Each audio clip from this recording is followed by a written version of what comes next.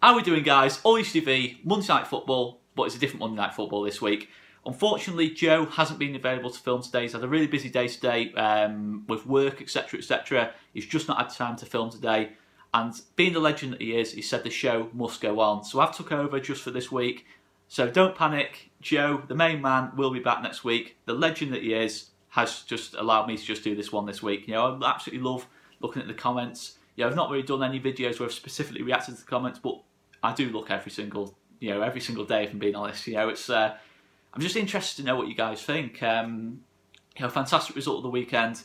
3 wins out of 3, 3 clean sheets, the perfect response from that West Brom 4-1 game. And there's something I didn't quite get into the review. It's the difference between that West Brom game and Sheffield Wednesday last season when we had a heavy defeat going into the international break. We lost 3-0 against Sheffield Wednesday. If you remember, towards the start of Thomas Christensen's reign, and we completely bottled it after that. For the rest of I think we lost 7 games out of the next 8 after that. It completely and utterly threw us, but not with this team. 3 wins out of 3, pretty much comfortable in all 3. Not played at our best, but we looked defensively comfortable in every single game. The difference in mentality, that's the key thing for me. And I love that. You know, I love that more than seeing the pretty passing football that we're playing. You know, the intricate football, the scoring loads of goals, not conceding loads. The mentality of the team is just totally and utterly different. So let's get on straight on with the comments. I was going to start with Joe's video first of all. So I'm going to start with Christian Osses. I might have pronounced that wrong. It might have been Christian Oses. I apologise if I've pronounced that wrong. Let's get on with this. Leeds going back to the Premiership to never go down again. The glory days are coming back. Greetings from Argentina. We are supporting Leeds and Bielsa. We absolutely adore comments like this.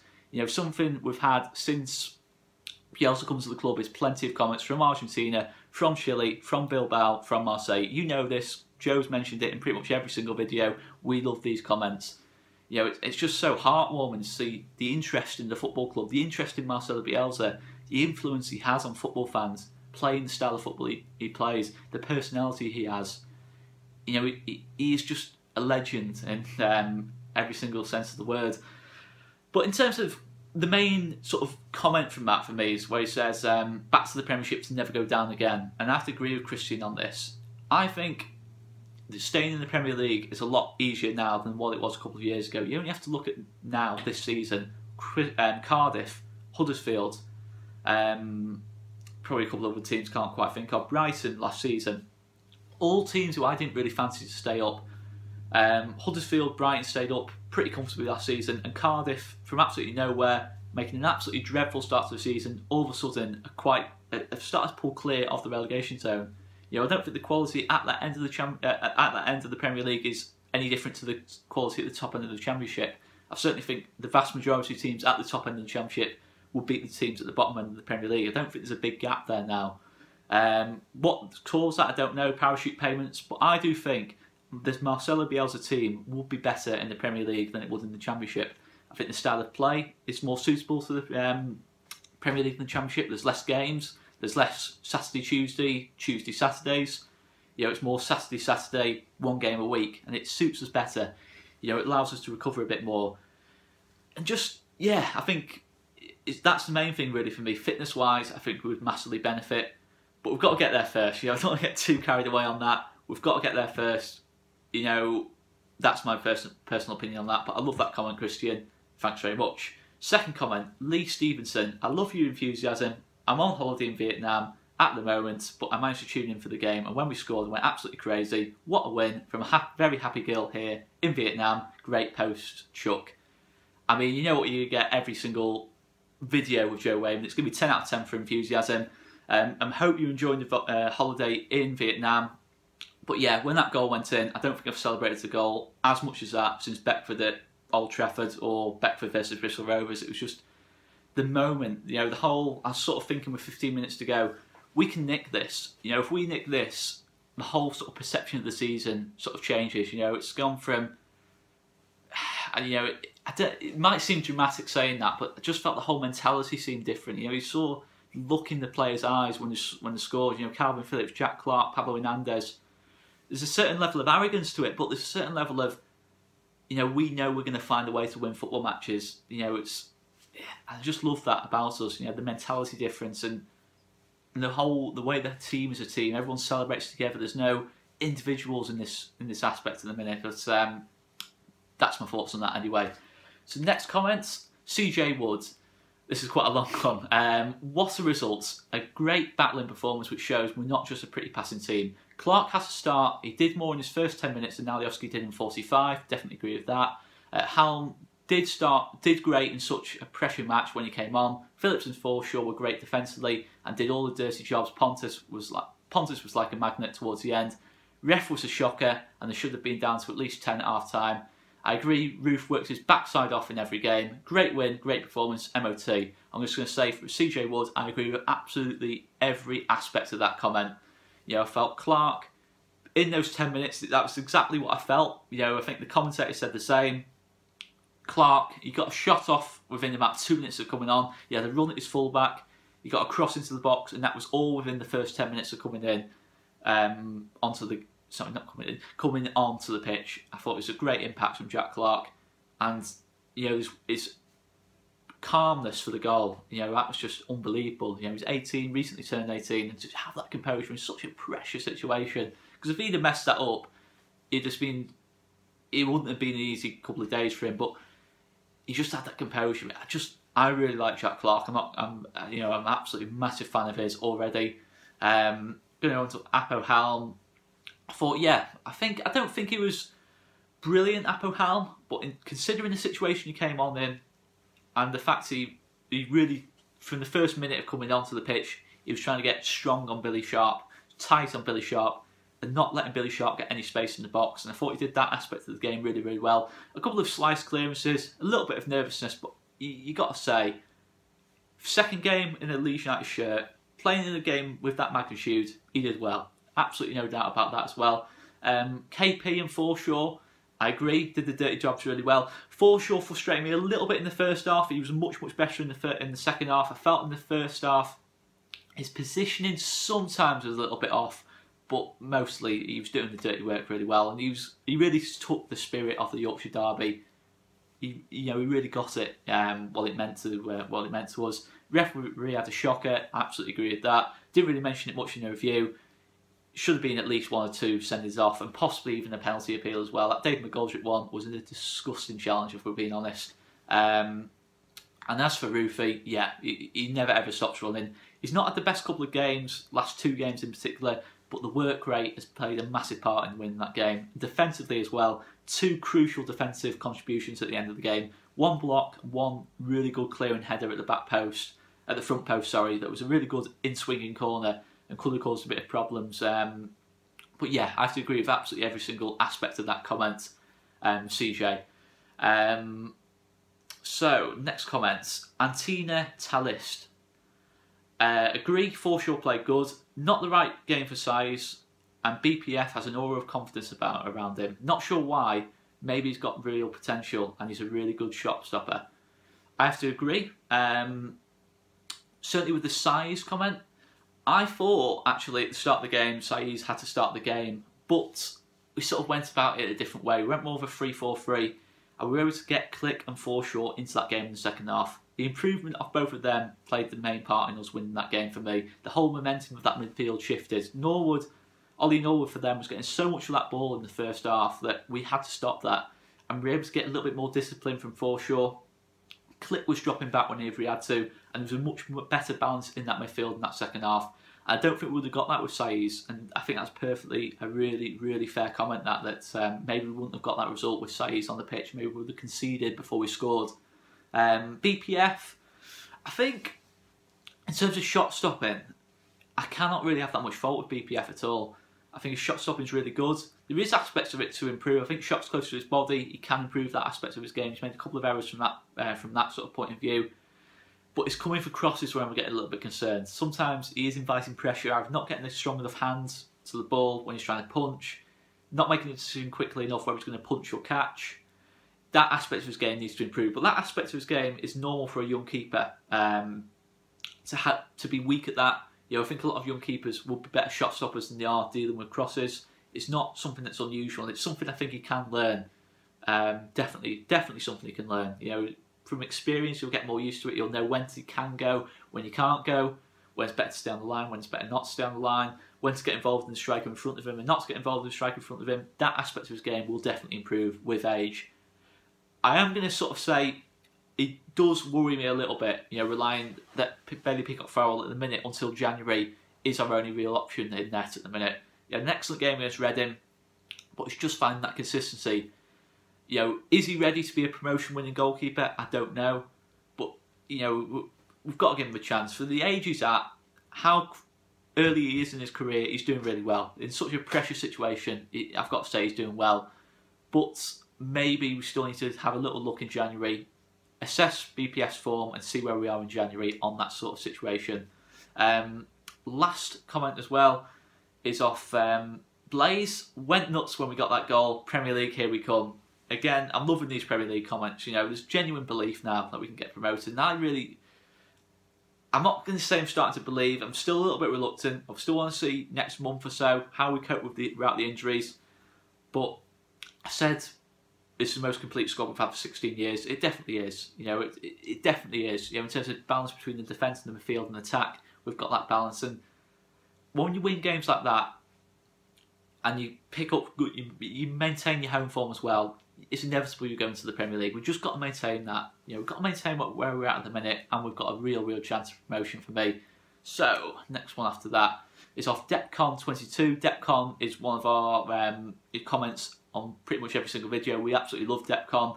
The sort of game we wouldn't have won last season, even with a useless ref who ignored 2 red card offences in the first half of Sheffield United. The FA will probably sack him because we won. Yeah, I mean, the referee, it was disgraceful at times, some of the refereeing decisions. There was no consistency about it. I wasn't so much annoyed about the decisions themselves. It was the fact that some of them weren't consistent with the other ones. You know, we got one situation where there was just no consistency at all to the refereeing performance, and it was really frustrating to see. I hope the FA do assess his performance, to be honest with you. I think the FA do need to assess that kind of performance because it wasn't suitable to a Yorkshire derby. You need consistency in a game like that off your referee. You need the referee to say to the 2 captains at the start of the game, look, this, that, and that, but have consistency to it. Decide how you're going to referee the game. You can be lenient. If you're going to just be blowing on every single decision, every single foul, do it, but be consistent about it. It was frustrating that, and I think Joe touched on that as well. Refereeing inconsistency is what frustrates fans, not individual decisions. That's all I'm going to say on that. The FA, I think, has this perception that fans scream at referees if they don't get a penalty when they deserve a penalty. It's not that frustrates fans. It is consistency about refereeing decisions. If one person fouls another player and gets a card, and then the same thing happens on the other team, they should get a card as well. It's as simple as that. That's, for me, that's how football fans see it. You know, maybe I'm wrong on that. Okay, so next comments is off Alfie Bromley. Great short summary of the match, mate. Hit the nail on the head. When are the poor referees going to stop coming to our games? Horrific challenges on click and nothing given. Any Leeds player in that situation, you can almost guarantee the cards are coming out. Great 3 points, back up to the top as well as it stands. MOT or Leeds, aren't we? And yeah, again, it's another one where we're looking at the referee, and it's frustrating that we're having games there. Again, the focus has been on the referee rather than our fantastic performance. And it's fair enough because the referee had another shocker. And you just got to see some consistency, man. It's just so frustrating. And yeah, I think some of the challenges on Click, I felt sorry for Click. He was still standing at the end of the game. So some of the, you know, he's having his shirt pulled. He's getting like one's up to about his knee where he's getting taken out. You know, it's just, you know, shocking really at times, and especially when we've got the players of the quality we have. You know, the flair players. I remember last season, Wolves fans. There were a couple of Wolves fans, and they said a lot about the refereeing decisions against flair players in this league. You know, it's not for flair players in this league. It always seems to be for the defending team rather than the flair player. You know, it's sometimes referees are a little bit too lenient, I think, especially on Saiz. You know, if Saiz gets hacks down game after game after game, it just doesn't get any decisions for him. I know Saiz has his reputation amongst the league and that lot, that he dives and that lot, but he gets some shocking ones as well. And that's what really frustrates at times. You know, I think some of our players do need a bit more protection. Won't be a popular comment that, but I do think some of our players do need more protection from referees. Absolutely. Next comment from Grey Chip. We played well today. Pontus are giants again. A draw would have been fair, but all in all, I think we deserve to edge it. Clark has to start. Alioski isn't cutting it anymore, but we have faith in the main man Marcelo to do the right thing. agree with absolutely every single aspect of that comment. Pontus, I've not really mentioned him at all in this video. He was absolutely superb on Saturday, especially those last 5-10 minutes. It felt like he was the captain, you know, at the back. He was leading that back three. And I've never ever seen that from Pontus. You know, we've always seen Pontus as being the man who just goes where the captain tells him to go. But he led that back three. You know, Halm, you go there. Phillips, you go there. And I'll just go for this. You know, it's so much. It's great to see. You know, someone taking control of the situation. No panic. And never at any point in that did I really think, as soon as we went 1-0 up, I thought, the way we manage football matches, I never really felt we were going to drop points there. You know, I know they hit the bar, but I thought we saw it out pretty well. And I think it's 9 times we've been ahead so far this season, and we've won all 9 games. It just shows superb game management, and I think we saw that again, which obviously comes down to the main man, Marcelo, and what he's sort of instigating into the football club in terms of mentality and that lot. I agree with the Clark comments. I think pretty much everyone has sort of touched on that at some point, that Clark needs to come in for Alioski. You know, I am an Alioski fan to an extent. You know, I did do that video on him. I do think in certain aspects of his game are underappreciated, but at the minute he's just not doing it. I think it's 1 assist since August, 1 goal since August. It's not good enough, is it really? For the creativity we have in the team, the way we control football matches, we need more of Alioski. Clark should come in for me, definitely for QPR. Next comment is off Barkers. Love this YouTube channel. You can post your opinion and not get slated for it, unlike Facebook pages where everyone's ripped into me for criticism of BPF's decision making. Great video again.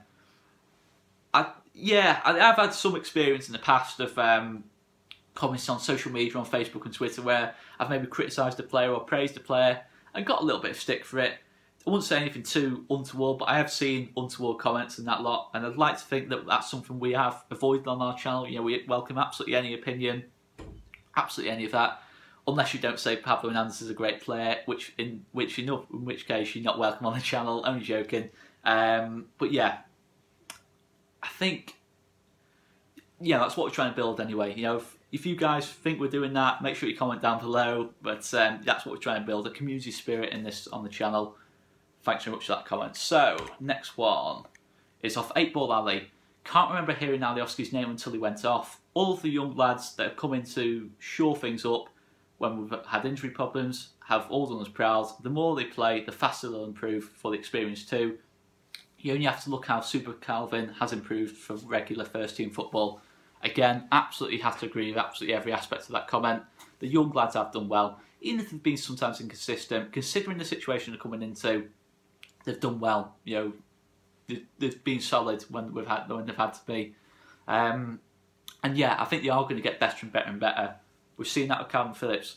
We've seen that with Jack Clark. I think Jack Clark's getting better every single time he comes onto the football pitch. He's having more and more influence on the football matches.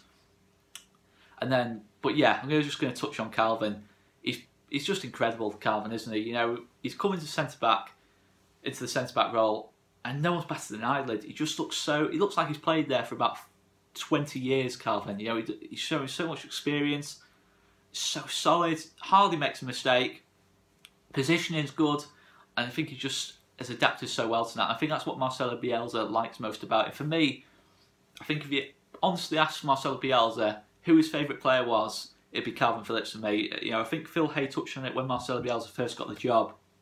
Within the first 2 weeks, he was identified as the key player of this team, the man who would be versatile for the team. You play in the holding role, you can play further forward, or you can play centre back.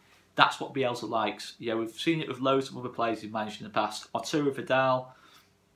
I was trying to think of the other one. Oh, God, I can't think now. Arturo Vidal, Ander Herrera, definitely one. And I can't think. His name's gone, but also played for Marseille as well.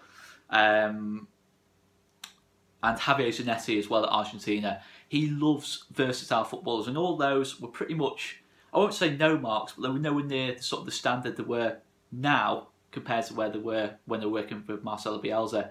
You know, he always looks to look at one player who he can see as being versatile, who can play a variety of different positions. And what I think he likes as well about Calvin is that if he needs to change the system, he doesn't have to make a substitution, because Calvin can just move from a back 3 to a back 4. You know, he can come out the back three to play in the midfield, to allow back four to form. He loves that versatility. Being able to change the system in the middle of the game without making a substitution, it's so key. Next comment, Edward Coupland. Yes, lads, watch from LA this morning. This is why we'll go up this season. It's defining moments like this. The keeper making an error, but what a turning pass from Clark, by the way, magic. As well as BPF's last-minute penalty save that have gained us points we normally wouldn't have picked up.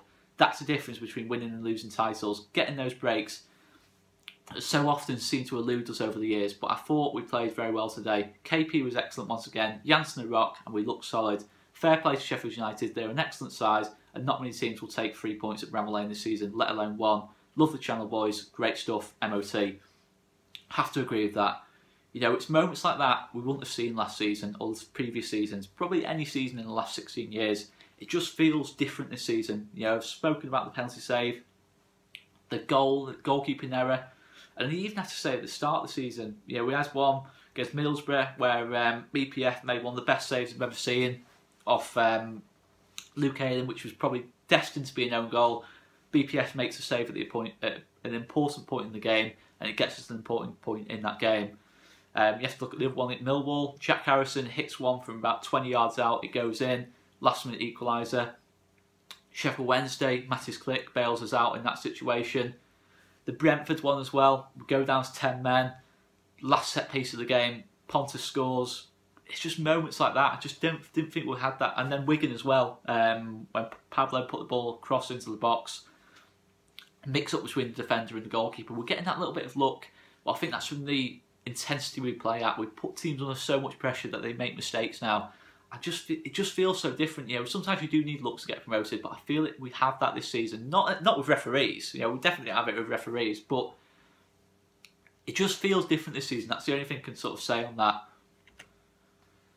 Next one is Andrew O'Connor. Good sum up of the game, Oscar. Good sum up of the team too. Technical and tough. That's the key thing. Technical and tough. Thanks straight away, Andrew, for that. But yeah, that is what I love about this team. We are technical and tough. We've got two different aspects to us, two different ways we can win the football matches. We've seen both examples of them this season. The tough side of us at Wigan and Sheffield United, managing the game, not playing at our best, but managing the game. Reading as well, getting the 3 points when we need them. And then the technical side as well, maybe not so much in the last couple of weeks, but you know, you only have to look at Preston, Norwich, Derby, Stoke, where we've just completely played teams off the park. And I think when we do get our players back, Luke Ayling, Berardi, Izzy Brown, Patrick Bamford, when we get those technical players back, I think we're going to go back to seeing that more technical side of our play. You know, I don't think you can put too much judgment on us at the moment for not playing at our best until we have those best players back in the squad. But that's my feeling on it anyway. But yeah, that's all the comments I picked out anyway. If you enjoyed the video, make sure you give it a like and subscribe to the channel if you haven't already. I'm just going to mention as well, if you haven't already heard, we have got a discount with the Terrace Store. You know, the Terrace Store, if you're not aware of them, do loads of replica shirts, mugs, scarves, hats, pretty much anything you can think of. Anything you can think of to do with Leeds United, I can almost guarantee you the Terrace Store will have something along those lines. If it's retro, definitely retro, you know, 90s, 2000s, they will have something of it. You know, if it's mugs, old mugs, etc., they will have that. If you want to buy anything off the Terrace Store, make sure you use our discount code. We've got 10% off if you use the discount code, all Leeds TV, all capital letters, all Leeds TV. And there's been a couple of comments, a couple of people have been saying that that it's difficult to find like the Leeds specific stuff. But if you go onto the actual Terrace Store website and search for Leeds or Leeds United, you will find about 15 to 16 pages of Leeds memorabilia. We've got loads of videos coming out this week, guys. We've also been taking back your feedback too. We're taking that definitely on board. We're definitely going to look to hopefully start doing fan interviews as well after the QPR game. Make sure you get in touch if you do want to do a fan interview. We'll love to have you on. Give your thoughts on the QPR game or any of the games coming up. Make sure you let us know if you want to be involved in that as well. More than welcome. Absolutely anyone's welcome to, you know, if it's 1 minute, if it's 5 minutes, whatever. Whatever you want to say about Leeds United, you are more than welcome to come on board. But yeah, I'll stop rambling. Thanks so much for watching the video. Make sure you give it a like if you've enjoyed it, and we'll see you later.